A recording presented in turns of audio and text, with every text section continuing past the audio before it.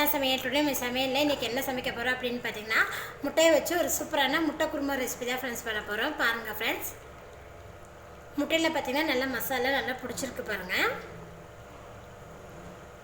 இந்த முட்டை குருமா வந்து புரோட்டா சப்பாத்திக்கெலாம் சைடு வச்சு சாப்பிட்றதுக்கு ரொம்ப அருமையாக இருக்கும். ஒரே மாதிரி இல்லாமல் புதுவித சுவையில் முட்டை குருமா ரொம்ப சிம்பிளாக எப்படி செய்யலான்னு வீடியோவில் போய் பார்க்கலாம்.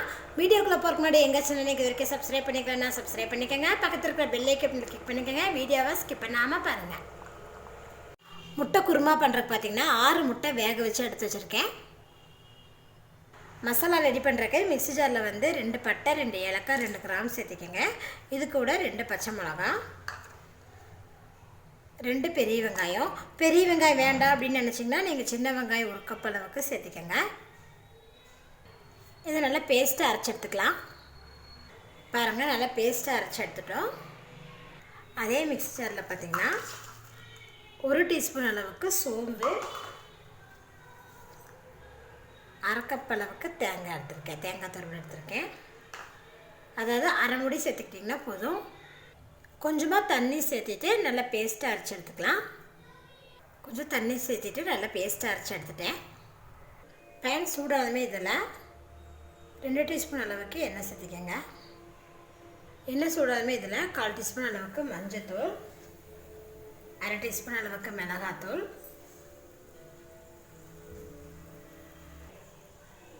கொஞ்சமாக உப்பு சேர்த்துருக்கேன். இந்த மசாலா பொடிகளை எண்ணெயோடு நல்லா கலந்து விட்டுக்குங்க.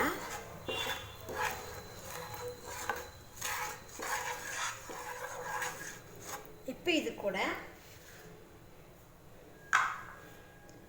நம்ம வேக வச்சுருக்கிற முட்டையை பார்த்திங்கன்னா கீரல் போட்டு வச்சுருக்கேன். இதில் சேர்த்திக்கலாம். ஃப்ளேம் வந்து லோ ஃப்ளேம்லேயே வச்சு செய்யுங்க.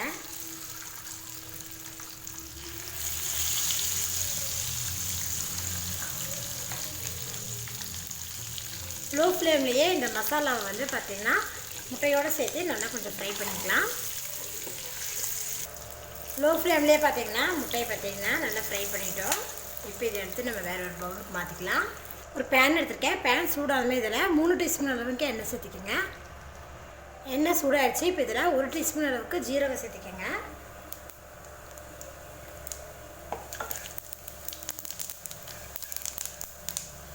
ஜீரகம் பார்த்திங்கன்னா எண்ணெயில் நல்லா பொரிஞ்சிருச்சு. இப்போ இது கூட பார்த்திங்கன்னா சின்னதாக ஒரு பெரிய வெங்காயத்தை பார்த்திங்கன்னா நீல வாக்கில் கட் பண்ணி வச்சுருக்கேன். அதே வச்சுக்கிட்டு வெங்காயத்தை நல்லா கோல்டன் ப்ரௌன் கலர் வர அளவுக்கு நல்லா வதக்கி வச்சுக்கலாம்.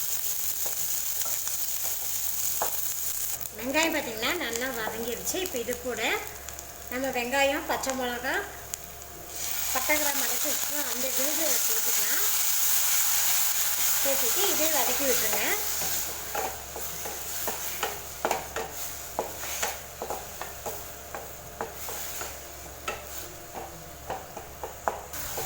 நம்ம அரைச்ச விழுதை சேர்த்திட்டு மீடியம் ஃப்ளேம்லேயே இதை நல்லா வதக்கி விட்டாச்சு. இப்போ இது கூட பார்த்திங்கன்னா 1 டீஸ்பூன் அளவுக்கு இஞ்சி பூண்டு பேஸ்ட் ஆட் சேர்த்துக்கோங்க. சேர்த்துட்டு இதோட பச்சை வாசம் போகிற அளவுக்கு நல்லா வதக்கி விட்டுக்கலாம்.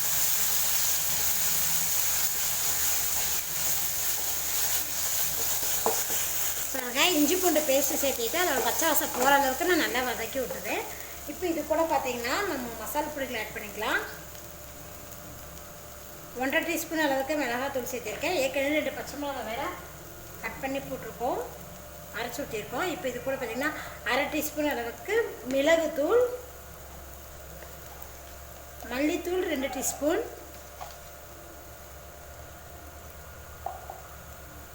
மஞ்சத்தூள் 1/2 டீஸ்பூன். இப்போ மசால் பொடிகளை சேர்த்துட்டு இதை மிக்ஸ் பண்ணி வச்சுக்கலாம். பார்த்திங்கன்னா மசால் பொடி சேர்த்து நல்லா வதக்கி விட்டுட்டேன். இப்போ இதில் 2 தக்காளி பழத்தை கட் பண்ணி வச்சுருக்கேன். அதை சேர்த்துக்கோங்க. சேர்த்து இதை நல்லா மிக்ஸ் பண்ணி விட்டுக்கலாம். தக்காளி பார்த்திங்கன்னா நல்லா மிக்ஸ் பண்ணிவிட்டேன். இது ஒரு 2 நிமிஷம் மூடி போட்டு வச்சுருங்க. நல்லா வதங்கட்டும். ஒரு 2 நிமிஷம் பார்த்திங்கன்னா மூடி வச்சுருங்க. தக்காளி பார்த்திங்கன்னா வதங்கி இருக்கு பாருங்கள். இந்த அளவுக்கு தக்காளி வதங்கினா போதும்.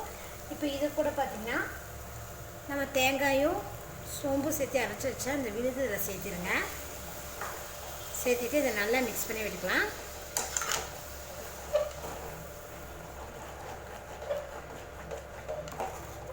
மிக்ஸ் பண்ணிவிட்டு இதை நல்லா வதக்கி விட்டுருங்க.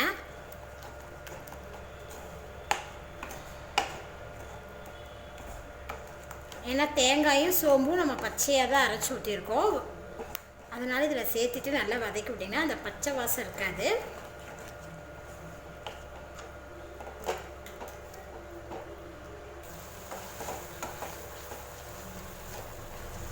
பாருங்கள், அதை தேங்காய் விழுது சேர்த்துட்டு நான் நல்லா வதக்கி விட்டுட்டேன்.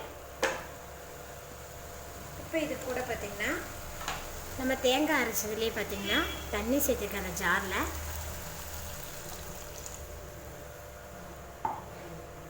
இன்னும் கொஞ்சம் கூடுதலாக தண்ணி சேர்த்துக்கலாம். ஏன்னா குருமா செய்கிறங்காட்டி தண்ணி கொஞ்சம் அதிகமாகவே சேர்த்துக்கோங்க. இப்போ இது கூட குருமாக்கு தேவையான அளவுக்கு உப்பு சேர்த்துக்கலாம்.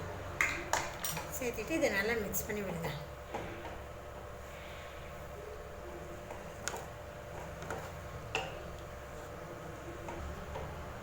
உப்பு தண்ணியும் சேர்த்துட்டு இதை நல்லா மிக்ஸ் பண்ணி விட்டாச்சு. இப்போ ஹை ஃப்ளேம்லேயே இது ஒரு 10 நிமிஷம் நம்ம குக் பண்ணலாம். 10 நிமிஷம் ஹை ஃப்ளேம்லேயே மூடி போட்டு குக் பண்ணிவிட்டேன். மூடி ஓப்பன் பண்ணி பார்க்கலாம். பார்த்திங்கன்னா மசாலாலாம் பார்த்திங்கன்னா நல்லா வெந்திருக்கு பாருங்கள்.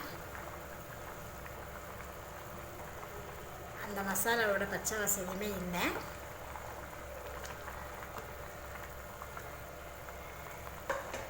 ஃப்ளேம் வந்து லோ ஃப்ளேம் வச்சுருங்க. வச்சுட்டு இதில் ஃப்ரை பண்ணி வச்சுருக்கிறேன் முட்டையை இதில் சேர்த்திக்கலாம்.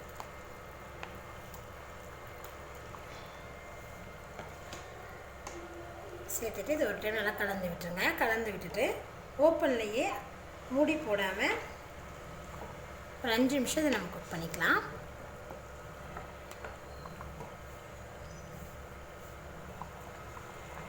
அஞ்சு நிமிஷம் மீடியம் ஃப்ளேம்லேயே பார்த்திங்கன்னா மூடி போடாமல் நல்லா குக் பண்ணிட்டேன். முட்டை குருமா பார்த்திங்கன்னா நல்லா சூப்பராக ரெடி ஆயிடுச்சு. இப்போ இதில் பார்த்திங்கன்னா ஃப்ரெஷ்ஷான கருவேப்பிலை கொஞ்சம் சேர்த்துக்கலாம். கூடவே நறுக்கின கொஞ்சமாக கொத்தமல்லி தழையை இதில் சேர்த்துக்கோங்க.